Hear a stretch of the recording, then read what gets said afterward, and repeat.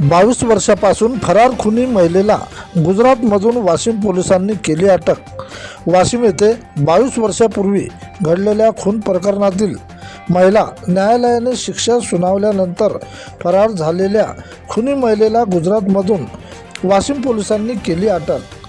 Social मीडियावर upload झालेल्या छायाचित्राच्या आधारे आरोपीचा पत्ता काढला। पंचशीला उत्तम थोरात, वय 42 वर्ष, राहणार वाशिम, सध्या राहणार खंबालिया, गुजरात। पोलिसांना कडून मिळालेल्या माहितीत 2004 मध्ये वाशिम शहर पोलीस स्टेशनच्या हद्दीत घडलेल्या एका खून प्रकरणामध्ये पंचशीला थोरात विरुद्ध कलम 302 गुन्हा दाखल करण्यात आला होता। सुरुवातीला तिला अटक करण्यात आले होते। काही काळ तिला कारागृहात राहावे लागले होते। त्यानंतर जामिनावर सुटका झाली होती।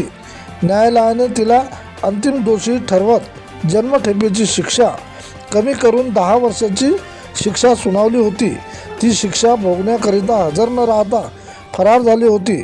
त्यानंतर पोलिसांनी विविध राज्यात विविध ठिकाणी शोध घेतला, परंतु मिळून आली नाही। सोशल मीडियावर तिच्या पतीने छायाचित्र टाकल्याने तिचा ठाव ठिकाणा लागला। तिने दुसरा संसार थाटल्याचे माहिती पडले।